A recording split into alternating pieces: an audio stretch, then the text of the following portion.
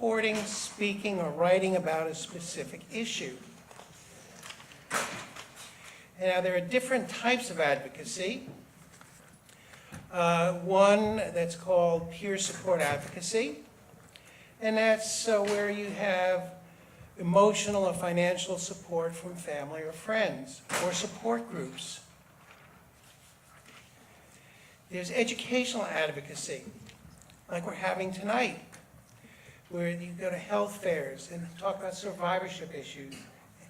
And then there's financial, insurance, general cancer information that's given out.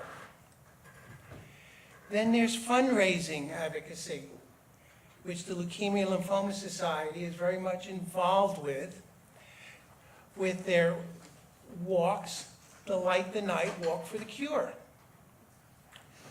With all these new drugs, there's a new toxicity that needs to be discussed that hasn't been discussed so far. And that's known as financial toxicity. These drugs, although they're very effective, are very expensive.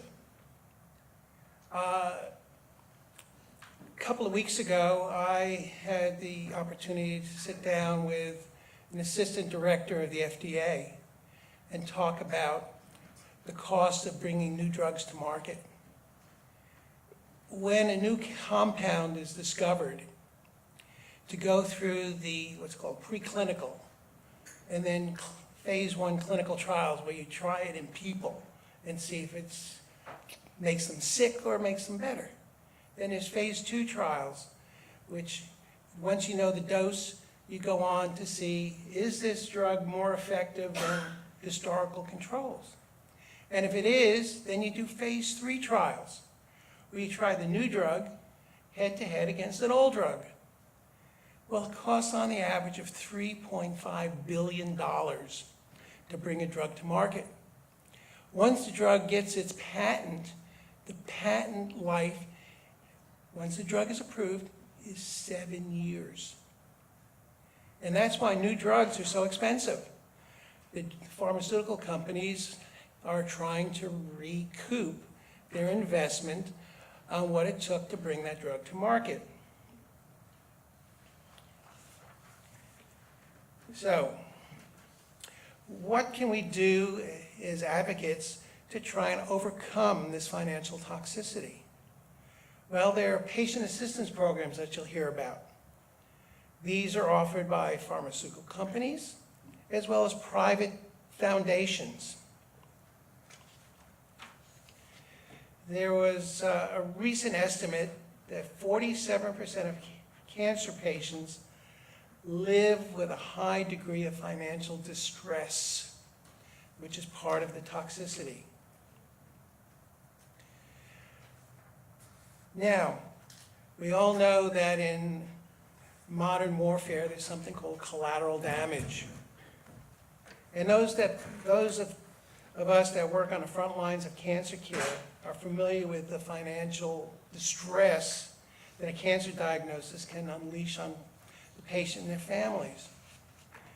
It's not unheard of that somebody with an advanced cancer will say, the treatment is too expensive. It's going to bankrupt my family.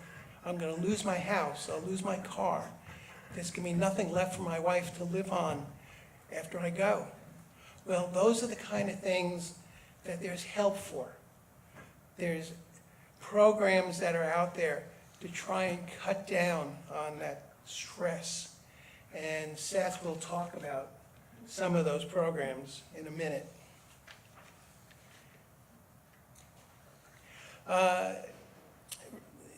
Not too long ago, a survey was taken of cancer treatment centers, and 93% of those centers reporting that they offer financial counseling services to patients, and 74% have financial specialists in the office to try and help defray the out-of-pocket expenses and the financial burden. And financial toxicity is a real toxicity.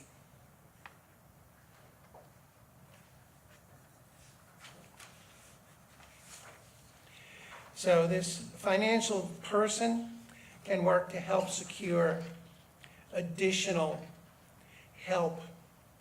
There's a network out there called Financial Advocacy Network that provides tools and resources, educational materials, and programs for staffs of cancer centers to learn how to do this financial advocacy. A different type of advocacy is the research and science advocacy. We can serve as consumer reviewers.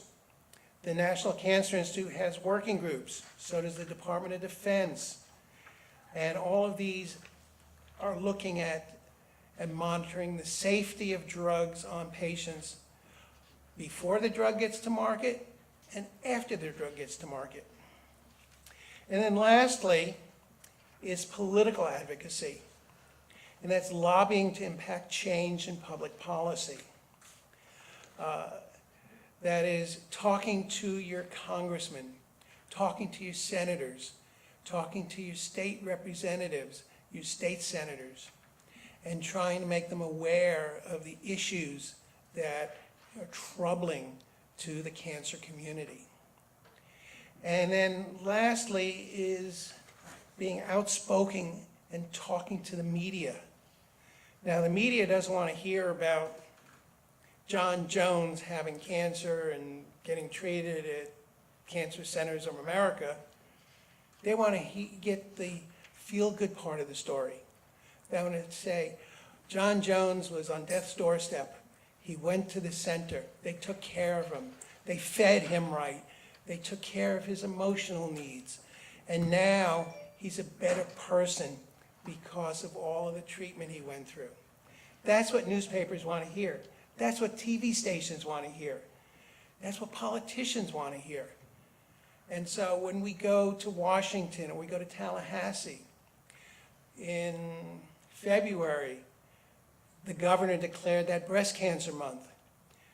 5,000 breast cancer patients and survivors were over in Tallahassee from all over the state to show, yes, we appreciate the support that's coming from the political aspect.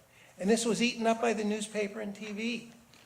And the executive director from Flasco was up in Tallahassee during that event. And it raised awareness. The Leukemia and Lymphoma Society has advocates in Tallahassee as well as on Capitol Hill that bring patients and survivors and family of patients who are no longer with us to tell their stories. And so we have to speak out and let people know what we're going through, what the treatment does to us, both physically, emotionally, nutritional-wise, as well as financial. And so I'm going to stop here and let the experts talk about patient caring for the caregiver.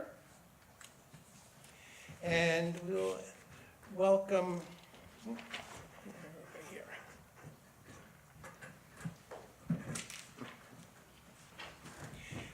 Jessa McMillan, who's an advanced registered nurse practitioner at Mayo Clinic, has been working for over 17 years as a leader and educator and patient care advocate. And she's going to talk to us about care for the caregiver.